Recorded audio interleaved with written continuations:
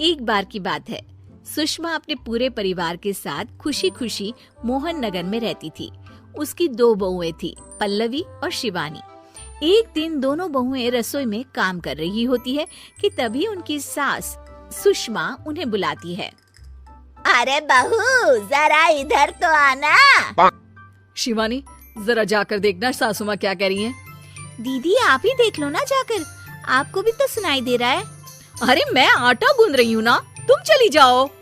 हाँ तो मैं भी तो सब्जी काट रही हूँ ना दीदी। अरे बहू, जल्दी आओ। वो ये तो जाएगी नहीं, मैं ही जाकर देखती हूँ कि क्या करना है। पल्लवी सुषमा के कमरे में जाती है। जी मम्मी जी, क्या हुआ? शाम को घर पर कुछ मेहमान आने वाले हैं, तो तुम अच्छा सा खाना बना लेना बहू।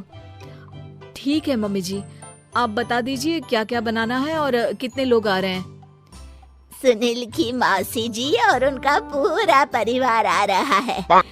कुल मिलाकर 3 लोग और हमें मिलाकर हुए 9 लोग। तो अभी से ही तैयारी करना शुरू कर दो। और हाँ, घर की सफाई भी कर देना, हाँ, अच्छे से। जी मम्मी जी, सब काम हो जाएगा, आप चिंता मत कीजिए। पल्लवी शिवानी को घर में मेहमान आने वाले हैं इसके बारे में बताती है। क्या 9 लोगों का खाना बनाना होगा, घर की सफाई करनी है? बाप रे, सासू माँ ने तो हमें घर की नौकरानी ही समझ कर रखा है। ऐसा नहीं बोलते शिवानी, हम इस घर की बहू हैं और घर के काम करना हमारा फर्ज है। दीदी तो है ही सासू माँ की चमची, जब देखो सासू माँ सासू माँ। मैं तो इतना सारा काम नहीं करने वाली। शिवानी कपड़े लेकर गमला साफ कर रही होती है और चक्कर आने का नाटक करने लगती है।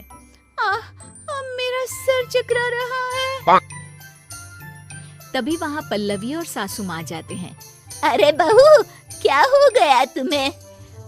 मम्मी जी, बहुत तेज सर में दर्द हो रहा है।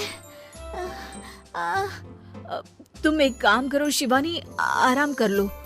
नहीं नहीं दीदी, घर में मेहमान आने वाले हैं, मुझे आपकी मदद करनी चाहिए। अरे कोई बात नहीं शिवानी, तुम आराम कर लो, मैं सब काम कर लूंगी। ठीक है दीदी, अगर आप इतना कह रही हैं तो आराम कर लेती हूँ। शिवानी आराम से अपने कमरे में मैगजीन पढ़ रही होती है। इसे कहते हैं आराम की जिंदगी। इतना सारा काम। चलो सारा काम खत्म हो गया, शिवानी को देख आती हूँ। शिवानी अपने कमरे में ईयरफोन में गाने सुनते सुनते सो जाती है और उसके साइड में मैगजीन भी रखी होती है। पल्लवी वहाँ आ जाती है और वो सब देखती है। ओहो, तो मतलब सब काम चोरी का बहाना था। अभी बताती हूँ इसको। घर का सारा काम मुझे करना पड़ा और ये महारानी यहाँ मैगजीन पढ़ रही है, गाने सुन रही है। पल्लवी रसोई से एक प्लेट और चम्मच लेकर आती है और शिवानी को थाली बजाकर उठाने लगती है। शिवानी अचानक से उठती है।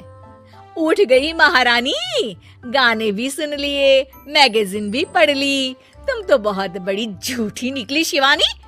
तुमने सर दर्द का बहाना बनाया ताकि काम करने से बच सको। हाँ बनाया बहाना, तो क्या करती, इतने सारे काम करती। मुझे कोई शौक नहीं है चापलूसी का। क्या चापलूसी? तुम्हें लगता है कि मैं सारे काम चापलूसी के लिए कर रही हूँ? और नहीं तो क्या। तभी वहाँ सासू माँ आ जाती हैं। अरे बहू, वो लोग बस आने ही वाले हैं, तुम तैयारियां कर लो। जी सासू माँ, तुझे तो मैं बाद में देखती हूँ। सब खाना खाने बैठते हैं और खाना शुरू करते हैं। तभी सुनील की मौसी बोलती है। वाह भाई वाह, खाना तो बहुत ही अच्छा बना है सुषमा जी, एक एक चीज में क्या स्वाद है। ये सुनकर शिवानी मुंह बना लेती है। उसे अपनी जेठानी की इतनी तारीफ रास नहीं आती। आपकी बहुएं तो बहुत ही अच्छा खाना बनाती हैं। हाँ, बनाती तो दोनों ही अच्छा है, पर आज ना ये सारा खाना बड़ी बहू ने बनाया है। छोटी बहू की तबीयत ठीक नहीं थी, सो इसलिए।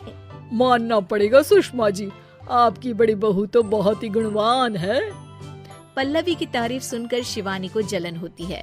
पल्लवी ये सुनकर खुश हो जाती है और शिवानी की तरफ देखकर उसे चिढ़ाती है। कुछ देर बाद मेहमानों के जाने का वक्त हो जाता है। मौसी जी सबके लिए उपहार लाई होती है। वो सबको शगुन के पैसे देती हैं और अंत में पल्लवी के पास आती है। तुम्हारे लिए शगुन का लिफाफा तो है ही, पर बहू तुम्हें एक और उपहार भी मिलेगा इतना अच्छा खाना बनाने के लिए। मौसी अपने सोने के कंगन निकालकर पल्लवी को पहना देती है। ये लो, ये मेरे मनपसंद कंगन है, अब से ये तुम्हारे हुए। धन्यवाद मौसी जी। ये देखकर शिवानी तो पूरी तरह से जल जाती है और गुस्से से रसोई में चली जाती है।